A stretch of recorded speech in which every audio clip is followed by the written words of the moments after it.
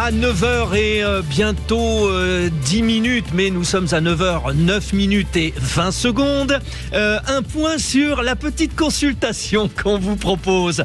Les tempêtes, Ciarán, Domingos. Avec les tempêtes, avez-vous peur de vivre en bord de mer? Oui ou non? Alors, vous dites non. Et tant mieux, à 82% sur le réseau X, ex-Twitter. Et vous dites non plus sur YouTube, à 70%. Bon, ça met un petit peu de baume au cœur. Il faut effectivement garder cet amour, mais les catastrophes naturelles, nous en parlons. Les tempêtes, elles sont là. Justement, nous allons faire le point.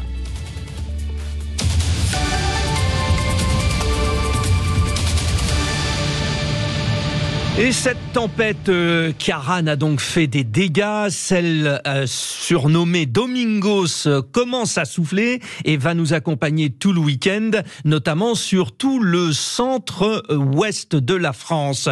Partons dans les Landes. Le commandant Stéphane Poyot est avec nous. Bonjour, commandant Stéphane Poyot. Oui, bonjour et bonjour à tous les auditeurs. Vous êtes chef de groupement territorial nord-est des Landes. J'aimerais d'abord que vous nous fassiez le point parce que on a beaucoup parlé des dégâts en Bretagne. Déjà, Ciarán dans les Landes, ça a donné quoi? Voilà, effectivement, donc ça nous a largement préoccupé ces derniers jours, comme évidemment beaucoup de nos concitoyens dans l'ouest de la France. Alors, en ce qui concerne le département des Landes, c'est 222 interventions pour les pompiers des Landes, qui ont mobilisé au plus fort 104 sapeurs-pompiers. Donc ça nous a pris à peu près 12 heures pour traiter toutes les interventions, majoritairement dans le nord du département. Et juste avant, je voudrais, si vous me permettez, quand même passer un message évidemment de compassion pour les blessés et toutes les victimes aussi matérielles de la tempête Ciarán, parce qu'il y a quand même beaucoup de dégâts. Voilà, donc on a tous une pensée évidemment pour les gens qui ont eu des destructions de biens, ce qui est vrai dans le département des Landes, plus particulièrement à Biscarrosse, Sanguinet, Parentis et ce secteur-là. Oui, là on est effectivement au bord de la mer. Alors, autre belle particularité de ce beau département, les Landes, ce sont les fameux pins, le pin des Landes, les forêts magnifiques. Est-ce qu'elles ont souffert, ces forêts?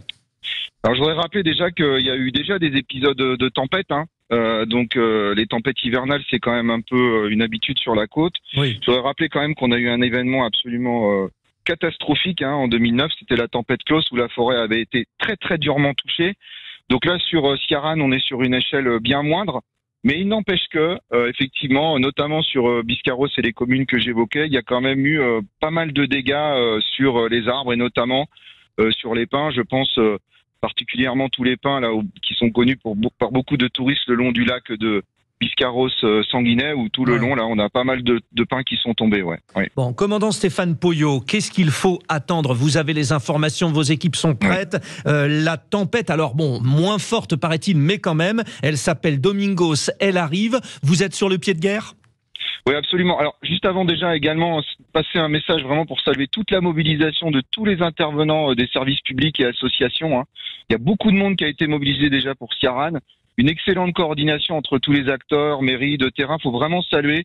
Je pense particulièrement aux pompiers professionnels et pompiers volontaires.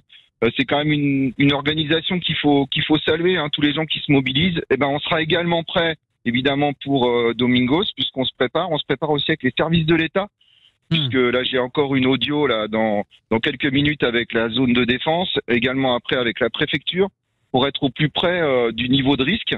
On se coordonne avec Météo France, avec le service de prévision des crues. Donc on s'efforce d'être vraiment à la hauteur exactement de l'événement. Pour Domingos, les départements un peu plus au nord des Landes sont en alerte, en vigilance vent violent orange. Ce qui n'est pas le cas du département des Landes. Alors il y a quoi? Il y a une vigilance jaune pour vous, non? C'est ça, non?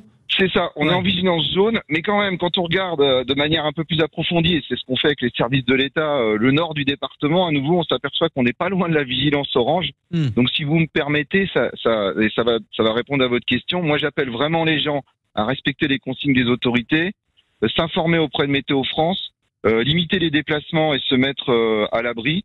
Ne pas se promener évidemment sur le littoral, ça paraît un peu évident, ou en forêt. et ranger ou fixer les objets sensibles ou qui peuvent subir les effets du vent.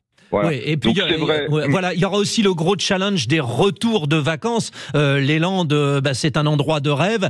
Ça va pas être facile aussi de rejoindre le lieu d'habitation depuis les Landes. C'est sûr que la tempête, elle va de toute façon nous frapper. On a regardé les réajustements là qui ont été faits depuis ce matin, à peu près dans la soirée. Hein. Ça va être de 22h. Le plus gros coup de vent, c'est de 22h à 1h du matin à peu près. Voilà. D'accord. Donc c'est clair qu'il faut limiter ses déplacements sur cette période. Voilà, faut être raisonnable. J'avais le cas, là encore, je regardais sur un des médias concurrents, il y a un automobiliste qui a été bloqué pendant 4 heures sur sa voiture sur une route entre Biscarrosse et Sanguinet. Alors, certainement, il avait une bonne raison de se déplacer pour revenir du travail, mais si on peut éviter effectivement ce genre de situation, c'est quand même pas plus mal. Bon, merci beaucoup à vous et à toutes vos équipes dans les Landes, mais aussi à tous les autres pompiers partout en France qui sont sur le pont. Merci bien, nous suivons tout cela, bien sûr, sur Sud Radio.